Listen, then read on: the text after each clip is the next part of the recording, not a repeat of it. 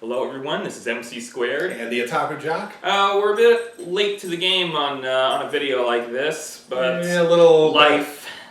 Life plans, they're only as good as you can make them. What can we say?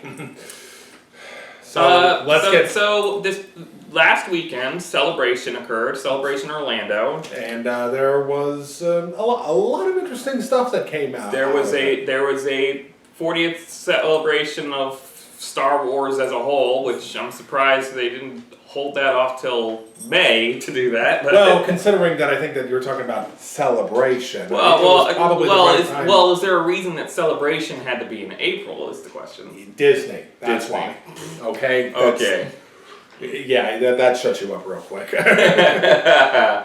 Because Disney. Yeah, I mean, I know that they probably would have maybe liked to push this back a little bit further, but that Disney, they had a plan for this, for this new reveal. What with, really, this has been more of a drip feed of information for the Last Jedi that's been coming out for this cycle, as opposed to what we had for The Force Awakens and for Rogue One. Yeah, because for The Force Awakens, we got our first teaser trailer like the day after Thanksgiving. It was a Black Friday trailer, right? And for The Last Jedi, we get it like how many months away from the actual release? I know. I mean, it's nothing. It's nothing that.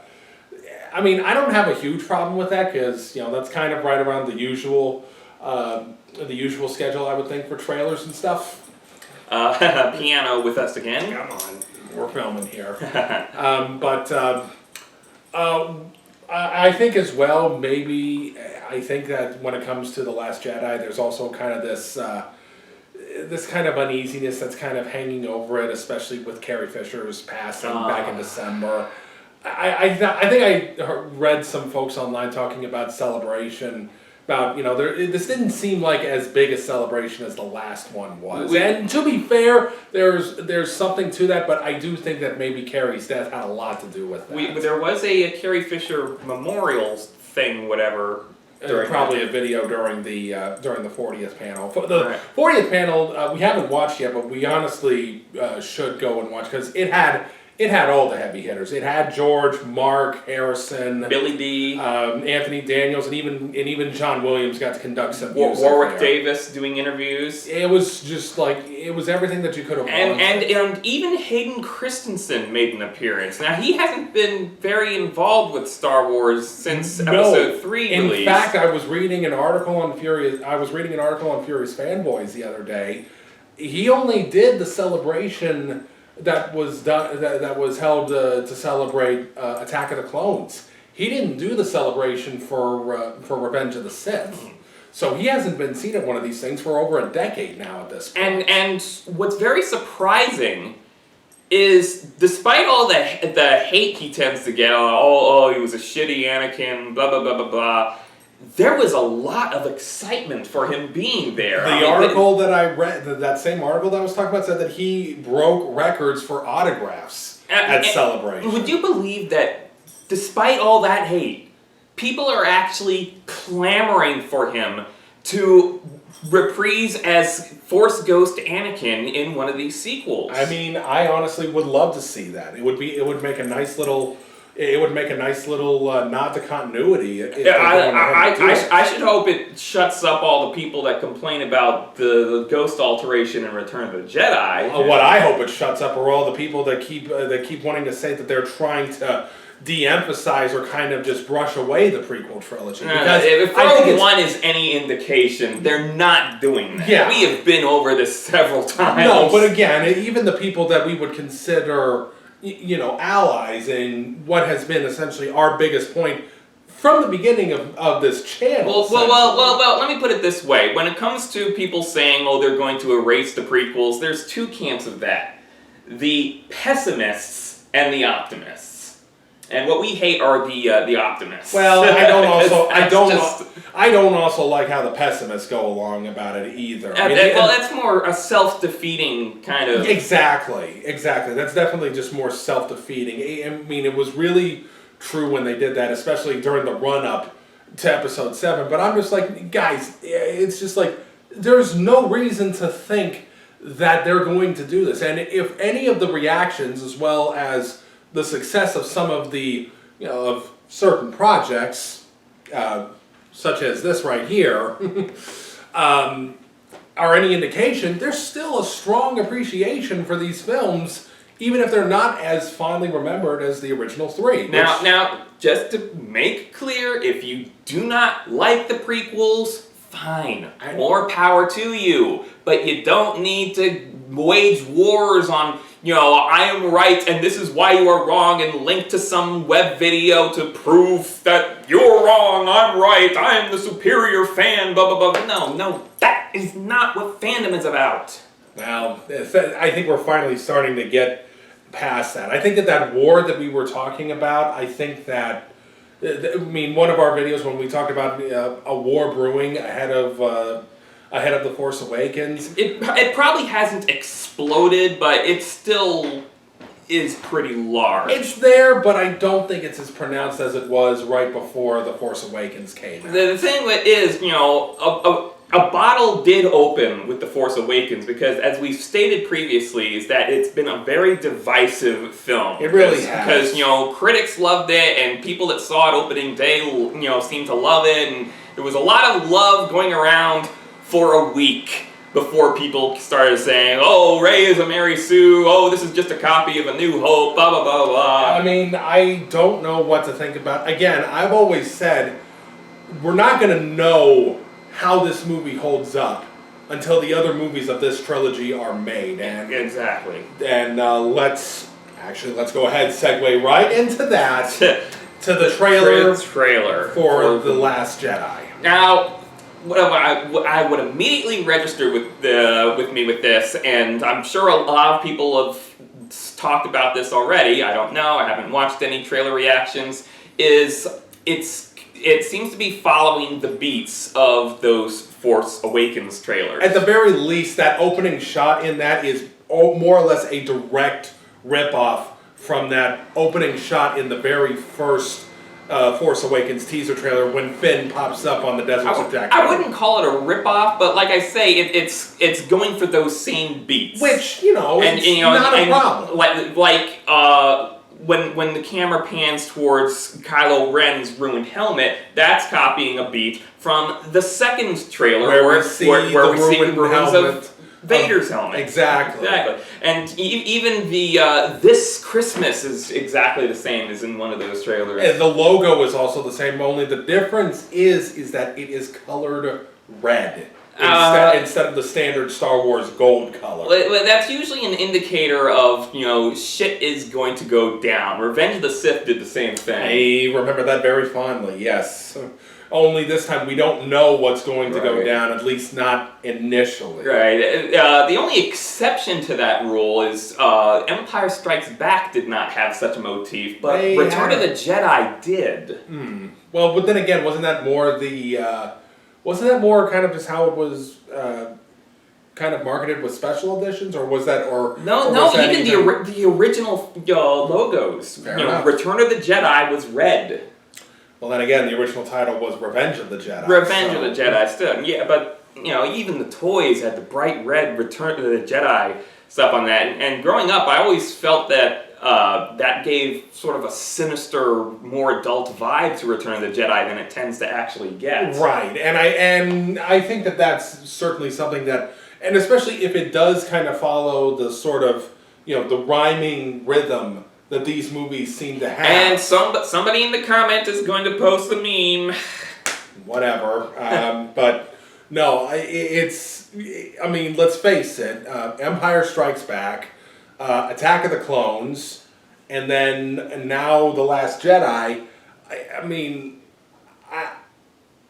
I honestly have to wonder how dark they're going to allow this to go. Because let's be fair about this. The way that they did Rogue One, let's face it, that's probably the darkest Star Wars movie, at least since Revenge of the Sith, if not Empire Strikes Back, period. Rogue One was amazing. I still can't get over that finale. I think that a lot of us are still raving over it. But yeah, that's kind of what it seems to me. It's like, that's always been my frustration with the people that, I mean, it frustrates me that people still want to try to tie Disney to sort of that Michael Eisner, late Michael Eisner, if we're being fair, that late Michael Eisner period where it seemed like they couldn't get anything to go right for them. They just have this image in their head of Disney as this corrupt corporation that bleeds things dry and doesn't care about art. Which, to be entirely fair, because of some people's experience, let's be fair, I don't think is necessarily untrue, but I don't think that that's basically, I do not think that that's the reality for the majority of the folks that work there. I mean, it is a corporation, right. Yes, but I don't think it's an evil corporation. Sometimes they make some pretty bad decisions, no question.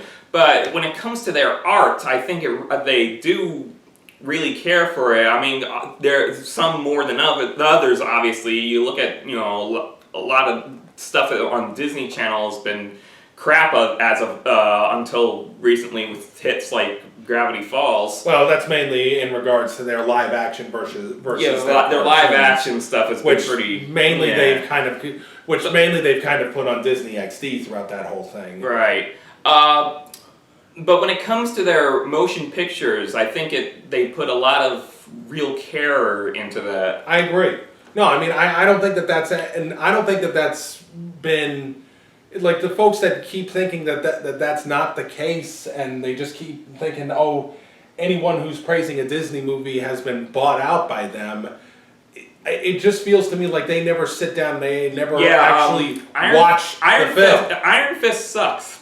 Yeah, I think that we can all agree with that. Even some folks I see on Facebook that are great apologists for movies and stuff that may not be 100% great, even say the writing for that one went off a cliff.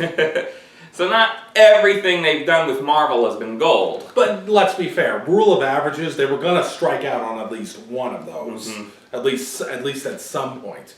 And, let's be fair, it hasn't been in such spectacular fashion as a certain other movie company. I'm not going to name any names or anything, but I think you know what we're talking about. Two initials. In a certain movie that we won't bring up here, but go back to this trailer. What can we gather from it? Well, obvious stuff we've gathered is Rey's training under Luke. Finn is still in a coma.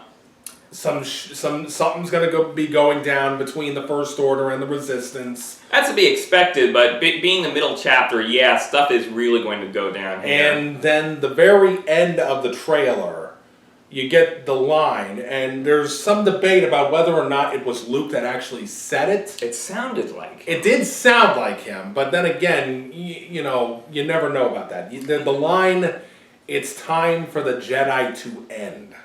Now, this could mean several things. One is a lot of people are worrying over is that he's being self-defeating, even greater than Obi-Wan or Yoda was. Which, if we're being honest about this, considering that he basically saw his entire plan for reviving the Jedi destroyed by Kylo and the Knights of Ren. Let's just say that it's not necessarily the most surprising thing. Right. I mean, we don't know how bad that went down. It's been 30 years since Return of the Jedi. A lot of time has passed. We do not know how he got from this to this. Exactly. So, and that's one of the reasons why I'm not going to make any kind of crazy speculation about what's going to happen, because let's be fair about this, guys. Crazy speculation is kind of what leads us to having the heightened expectations, and then for us to be inevitably let down if it doesn't meet our expectations. Another thing it could possibly mean is that he's realized that the Jedi Order have had things wrong. I mean, if you look at the prequels, they were uptight and dogmatic and they defeated themselves. Basically. Palpatine just basically finally found finally found the right moment and struck. Alright, so it could be possible that he's ending the Jedi Order and starting something new, something theoretically better. Now, whether it actually is better it remains to be seen, because we all know how audiences can be, and they don't like change and blah blah blah. But it could be in his head that I'm going to try to do something that my predecessors lacked, and try to build something new from there. Much like how now we have the Knights of Ren as opposed to the Sith. Right. I mean, I think that that right now we just kind of have.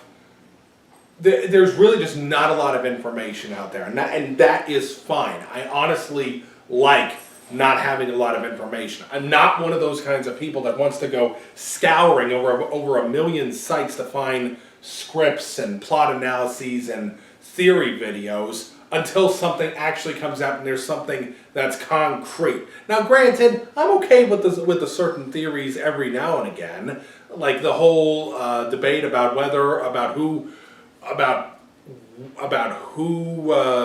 what Rey's parentage is. I mean, that's a fun little debate, but I don't want to get myself, too right, because because I've seen people flat out insist that Rey is Luke's daughter, and I'm just like, well, that's fine if you think that for now, but you have to be ready. Don't set yourself up for disappointment if it's not true. Exactly. Because then you're just gonna get upset. Oh, how dare the film not follow my headcanon? Let's look at that. Episodes 1 through 3 are calling. It's just right now. There's not a lot of information out there, and that's fine. I wanna try to keep as much distance between this and information leading up to the movie as possible. And I think that that's something that I think I want to say that the majority of Star Wars fans want to do. It's like if we find ourselves in this position where we wind up, kind of having the heightened expectations, and then we wind up with a big bowl of it happens sometimes. Exactly. I mean, not everything's going to be a 10 out of 10. Not everything's going to be perfect, and the sooner you think that, the better off. Let's be fair. I mean, because remember, to a lot of people, a 7 out of 10 is the worst score you could possibly give. Okay, but what else can we talk about now? We got more information out of Battlefront 2 for next-gen systems. Yes. EA's Battlefront 2, and not to be confused with the original Battlefront 2. For the PS2 and Xbox. What I am certainly happy to hear that it sounds like that they heard all of the complaints that there were from EA listening to complaints? I know, right? What a concept. But then again, people did talk a lot about how much Madden 17 had been improved from its predecessors. So, and it sounds to me like, at least from these early reveals, it looks like they've taken steps to alleviate a lot of the problems that were there in the original Battlefront, or the original PS4 Battlefront. PS4, Xbox One. What we know is there is now a single-player story campaign, which is going to follow someone from what they're calling Imperial Special Ops. Basically, right after the events of Return of the Jedi, which that could be an interesting story to unravel. I also should point out, I read somewhere that the writer of this story in this campaign was also the same guy that did the writing for Spec Ops: The Line, which is praised as having one of the most surprisingly deep stories for a military shooter that's out there. We've been promised all eras. We have glimpses of Darth Maul, Yoda, Rey, and Kylo Ren. So Rey running around the Force of Endor. Right. That should be exciting because the older Battlefront games, you only had the options of the two eras because there were only two eras. There were only two eras. theoretically, you could have put in the KOTOR era, which modders have done, but Which also says that there's rumors about, which we should also point out, there are rumors abounding that there could be either a remastered Knights of the Old Republic game, kind of like how Blizzard is remastering StarCraft for modern systems, but also at the same time they released the original StarCraft for free on their own website. So, but you probably already know that if you follow the news. But if they do remaster KOTOR, it'll still be Legends. Well, who knows? I mean, it's either that or a whole new KOTOR. We'll just have to wait and see. E3's not that far away, so we'll probably hear more information then on that and for Battlefront. We have heard that there is a free DLC for this game and promised no season passes. So that's already going in the right direction. It feels like that it is going in the right direction for this, and I think that's and just following people's reactions to the trailer, I think the only criticism I've seen hurled at it is about the fact that the goddamn female protagonist. Nothing more needs to be said. So I take it these people don't care for Tomb Raider or Metroid or anything like that. But let's move on to another one.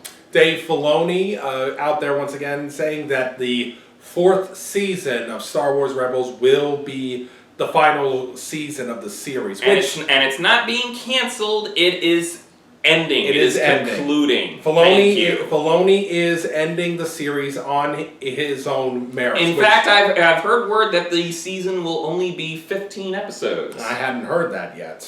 But I think that this doesn't, while it is disappointing news, I think that it was always apparent that this wasn't going to go longer than, say, I think that at most I was probably expecting 5 seasons out of this, but 4 seasons really does seem like that's kind of a good place to end it. Especially, they're really starting to bump up close to the original trilogy now. And speaking on that, watching the trailer for this season, I think they're really pushing it for Hera, and I think this is going to be Hera's season. I agree. Getting to the point where she is in Rogue One, where she is a general. I can't find the words. Acknowledged in a little bit of over the PA. Thank you. Jeez, where are my words right now? But just there. I mean, as successful, a bridging of the gap, not only from live action, from animation to live action, but also for the broader Star Wars mythos. Right. Saw Gerrera will return, and he's suddenly grown out that mop of hair real quickly. There you go. Didn't I say in one of our previous things that was an awful jarring transition, even in Rogue One? That's true. Even in that 17-year gap. And with the context of Rebels, it happened like a month later. Well, we'll see what the story is like after We'll see, yeah. And just looking at the whole thing, they're definitely looking to make this a nice little finale. I think that I heard, at least we've seen. I still haven't gotten the chance to see the final episodes of season 3. Shame on you. Well, hey, you know what? It was gonna be. I've heard it's not as good. It was nowhere near as good as the finale of season 2, or even season 1. But at least let's be fair about season 2. That's a high bar to cross. I don't think there are many things that can really kind of cross that bar. Let's be fair. So it's going to be interesting to see how they finish out this series. And Filoni has said that this is not the end of his work with Lucasfilm. So we may be getting another series. We may indeed be getting another series. And, although we should speak to that, they also announced an interesting little thing. What was it called? Force. We'll throw it up on the screen, but it's basically a line for girls. Essentially, like how Warner Brothers has their superhero girls line, how you have the Equestria Girls line, Ever After High, Monster High, those kinds of things. Not quite like those, because at least when it comes to visual entertainment. Right. He's more comparing it to their marketing to Exactly. the department, where, we're going to have dolls of these characters and blah, blah, blah, and they're going to be part of the same line. When it comes to the visuals, they're going to be short little mini-sodes, each focusing on a different Star Wars female. Leia, Padme, Rey, Sabine, Ahsoka. And Jyn Erso. Almost forgot about that, didn't you? Yeah. I mean, it's worked out for for a lot of these other companies. So I figured, I honestly have no problem with that. It's just, it's just the people that say, Star Wars shouldn't be for girls, you're an asshole. Exactly.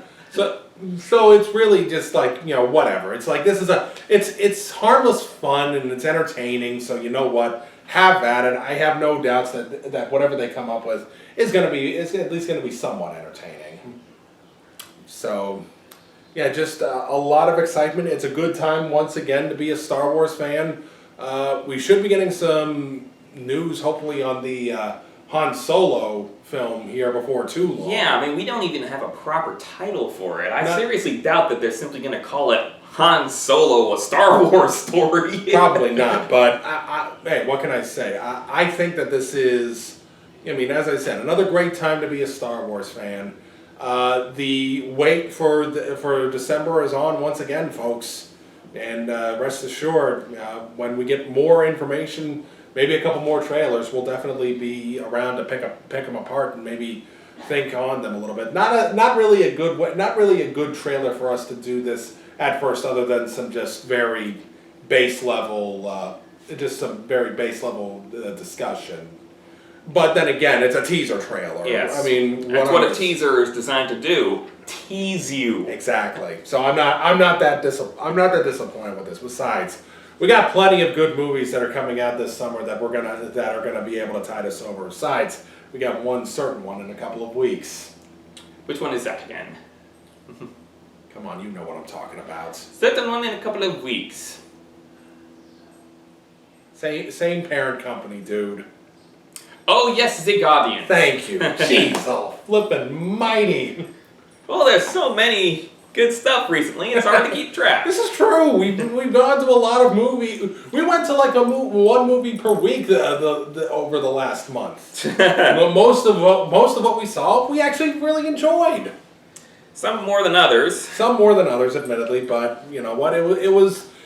We didn't get that feeling walking out of the theater that, oh God, we wasted our money. Right. Ghost in the Shell was mediocre. Mediocre. Kong Skull Island was thoroughly entertaining. Definitely a lot of fun. Power Rangers was decent. And then we went to see Your Name, which was incredible. Yes, that was a definite surprise. No two ways about it. Highly recommended. So, yeah. Yeah, we've kept ourselves pretty busy, let's say that. So is there any more to discuss here on this? Really, at this point, I think we just got to wait for for something more substantial to come out. I'm sure that we'll have more to discuss at another time. Heck, if we think even about it, maybe we'll finally get something going audio-wise as well. Perhaps. Yeah. Just a thought. I mean, we still promised a podcast discussing comic books that we haven't gotten off the ground. Yeah, you know what? We've been discussing this in private, so yeah, you're seeing us kind of pull back the curtain right here. Let's just say, just life has gotten in the way of a lot of that. Which tends to happen. It does. I mean, you can't help it sometimes. So, but no, I mean, I think that's all that we've got for Star Wars this time. Probably the next one that we would do, I would probably say we're probably not going to do something for Guardians of the Galaxy, because unless that thing absolutely goes over a cliff, I don't think there's really going to be anything to comment on other than go see this movie. Probably the next one that we're going to have to do a video on, I'd be willing to bet. We usually do videos on stuff that we feel are worth talking about. You know, even if we come out of a movie and say, oh, that was great, you know, there's a question of, well, what do we talk about? That's probably why we didn't do one for Kong, we didn't do one for Lego Batman, which we both really enjoyed, and I had the thought of doing a video. But then, you know, I thought about it. It's just like, yeah, what else can we say other than, hey, Warner Brothers, do your live action movies a little more like this. Like this, or your live action television. So yeah, I mean that's kind of what kind of goes. It's like if we have something to say, we're gonna bring up a video. Of course, we're also trying to do. We've also got a couple of projects that we're trying to, you know, get going. I mean, there was the podcast that he talked about, and there's another one that we've been working on. We'd rather not say what it is at this point, but you'll probably see it on the other channel where I have my Dragon Ball retrospective. It's taken a lot longer than we could have expected, but at the same time, it's taken a lot of research. A lot of research, and let's just say a lot of rewrites as well. Rewrites as things go on, yes. Yeah. So, yeah, that's probably a good place for us to end it. A little bit of housekeeping here at the end on the channel. I keep saying we should probably try to do these at least once a month. Maybe if we get the podcast going, maybe we can do this more. And I should say, you know, I say that this next thing will be on the channel with the Dragon Ball retrospectives. Do not expect it to be episode 5 of the Dragon Ball retrospectives. And let's also be fair about that. That is still in production. We've just hit like a brick wall, unfortunately. I mean, we have stuff filmed for them. It's just a matter of editing and getting back on track, because we have stuff filmed in advance of stuff than what we have in for the present for the next episode. Yeah, but no, we have plans. We have a plan. Just a matter of getting to it and moving forward. Which will probably be after this next big project. Which, you know, I mean, when you see this project, I have a feeling a lot of you out there that follow us, you're going to enjoy it. So, until next time, take care. May the Force be with you.